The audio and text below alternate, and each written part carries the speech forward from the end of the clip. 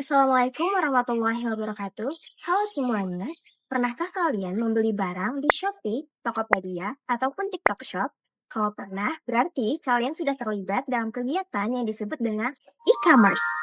Di video kali ini, kami kelompok satu yang beranggotakan Maisha Harvina, Via Hafizah, Hairun Nisa, Raihan Afandi, dan Nurholis Majid.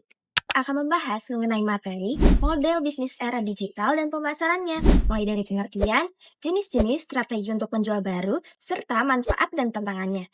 Yuk simak video ini.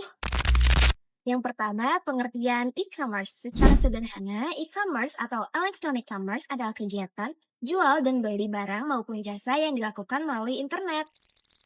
Menurut para ahli seperti Loudon and Loudon menjelaskan bahwa e-commerce adalah proses menjual dan membeli produk secara elektronik menggunakan komputer dan jaringan internet sebagai media transaksi. Dalam jurnal ilmiah orasi bisnis yang berjudul Pemanfaatan E-commerce dalam Dunia Bisnis oleh Dewi Irmawati, staf pengajar jurusan Manajemen Informatika Politeknik Negeri Sriwijaya menyebutkan, electronic commerce atau e-commerce adalah proses pembelian, penjualan atau pertukaran produk, jasa dan informasi melalui jaringan komputer. Selanjutnya kita akan membahas mengenai jenis-jenis bisnis di era digital. Yang pertama ada B2C. B2C atau business to consumer adalah model bisnis yang paling sering kita temui dalam kehidupan sehari-hari. Model ini membuat perusahaan menjual produk atau layanan langsung kepada konsumen akhir untuk kebutuhan pribadi. Aktivitas seperti belanja baju di marketplace, pesan makanan lewat aplikasi, atau nonton film streaming, semuanya termasuk dalam kategori B2C. Contoh perusahaan yang bergerak pada model ini adalah Shopee, Tokopedia, Lazada, Netflix, hingga layanan food delivery seperti GoFood dan GrabFood. Dalam pemasaran B2C, fokus utamanya adalah bagaimana sebuah brand bisa menyentuh sisi emosi konsumen, membangun ketertarikan, dan mendorong pembelian dalam jumlah yang besar. Karena itu, strategi yang digunakan biasanya lebih kreatif dan dekat dengan kehidupan sehari-hari. Perusahaan banyak menggunakan iklan yang muncul di media sosial seperti TikTok dan Instagram, bekerja sama dengan influencer agar lebih dipercaya oleh calon pembeli, hingga membuat konten yang mampu memancing perhatian. Selain itu, SEO atau optimasi pencarian juga penting agar produk mudah ditemukan oleh pengguna internet ketika mencari sesuatu. Yang kedua, ada B2B atau business to business. Berbeda dengan B2C yang menyasar konsumen individu, B2B atau business to business merupakan model bisnis di mana satu perusahaan menjual produk atau jasa kepada perusahaan lain. Produk yang dijual biasanya digunakan untuk mendukung operasional bisnis pembeli, bukan untuk dipakai secara pribadi. Contohnya adalah perusahaan software seperti Mekari yang menyediakan aplikasi HR dan akuntansi untuk perusahaan, supplier kain yang menjual bahan baku ke pabrik pakaian, atau agensi digital marketing yang membantu UMKM menjalankan iklan online. Karena targetnya adalah perusahaan, proses pemasaran B2B tidak bisa hanya dengan iklan yang menarik secara visual. Fokusnya lebih kepada logika dan manfaat yang bisa diberikan kepada klien. Jadi, strategi pemasaran yang digunakan biasanya berupa konten marketing seperti studi kasus dan webinar yang menjelaskan bagaimana produk dapat meningkatkan kinerja bisnis. Selain itu, LinkedIn sering menjadi media utama untuk mencari dan menjalin relasi dengan calon klien.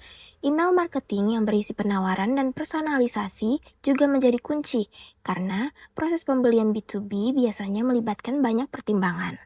Keberhasilan dalam B2B bergantung pada kepercayaan. Perusahaan perlu menunjukkan portofolio, testimoni, dan kemampuan tim penjualan dalam menawarkan solusi yang jelas. Hubungan jangka panjang adalah tujuan utama dalam model ini. Sekarang kita masuk pada era ekonomi berbagi, yaitu C2C atau Consumer to Consumer. Model bisnis ini adalah model bisnis yang memungkinkan transaksi terjadi antara individu dengan memanfaatkan platform digital sebagai tempat bertemunya antara penjual dan pembeli. Dalam model ini, perusahaan hanya berperan sebagai penyedia sarana dan sistem, sementara konsumenlah yang menjual dan membeli satu sama lain. Model ini sangat umum digunakan untuk jual beli barang bekas, produk handmade, ataupun penjual pemula. Contoh platformnya adalah OLX, Facebook Marketplace, dan akun-akun individu yang berjualan di marketplace seperti Shopee dan Tokopedia. Strategi pemasaran dari sisi platform ada tiga. Yang pertama, kuncinya adalah kepercayaan dan keamanan. Kedua, wajib punya sistem rekening bersama atau escrow.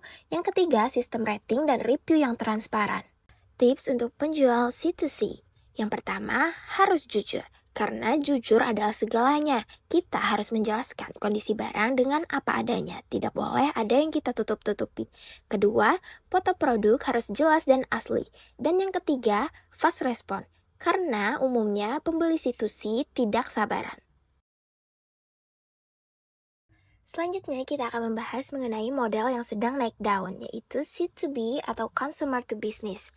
Model bisnis ini kebalikan dari B2C. Jika biasanya perusahaan menjual produk atau layanan kepada konsumen, pada C2B justru individu atau konsumenlah yang menawarkan keahlian, jasa, maupun karya mereka kepada perusahaan. Contoh nyata dari model ini, yang pertama adalah freelancer, desainer grafis di 1000 yang menawarkan jasanya ke UKM. Kemudian ada influencer, seorang selebgram yang menawarkan jasa endorsement ke sebuah brand. Dan yang terakhir ada stock foto, yaitu seorang fotografer yang menjual hasil fotonya ke website seperti Shutterstock yang kemudian dibeli oleh perusahaan. Strategi pemasaran dalam C2B sangat berfokus pada personal branding. Individu harus mampu menunjukkan siapa mereka, apa keahlian mereka, dan apa yang membedakan mereka dari yang lain. Portofolio menjadi senjata utama untuk meyakinkan perusahaan bahwa layanan atau karya yang ditawarkan benar-benar memiliki kualitas. Tips agar bisa bersaing dalam model ini, individu harus memiliki spesialisasi yang jelas. Menjadi ahli di satu bidang akan lebih mudah menarik perhatian dibanding mencoba menguasai semua hal. Selain itu, testimoni dari klien akan sangat membantu meningkatkan kredibilitas di mata perusahaan. Semakin banyak bukti kualitas yang bisa ditampilkan, maka semakin mudah untuk mendapatkan kerjasama baru. Selain model e-commerce yang berfokus pada bisnis dan konsumen, ada pula model lain yang berperan besar dalam pelayanan publik dan strategi bisnis modern. Pertama, ada B2G atau Business to Government. Pada model ini, perusahaan menawarkan barang atau layanan kepada instansi pemerintah, misalnya penyedia software administrasi atau pengadaan komputer untuk kementerian. Karena melibatkan sektor publik, prosesnya lebih formal, yaitu harus melalui proposal, dokumen legal, serta mengikuti sistem tender. Kontrak dan harga juga ditentukan sesuai aturan yang berlaku. Kedua, C2G atau Consumer to Government, yang memungkinkan masyarakat bertransaksi langsung dengan pemerintah secara online. Contohnya, pembayaran pajak kendaraan, perpanjangan SIM lewat aplikasi, hingga tagihan listrik dan air. Tujuannya adalah untuk mempermudah pelayanan, membuat proses lebih cepat, serta meningkatkan transparansi dan keamanan. Terakhir ada O2O atau Online to Offline, yaitu model yang menghubungkan aktivitas pelanggan di dunia digital dengan layanan atau transaksi di dunia nyata. Misalnya, pesan tiket lewat aplikasi lalu nontonnya di bioskop. Kemudian ada juga pesan makanan di online dan makan di restoran. Atau beli barang di website lalu diambil di toko.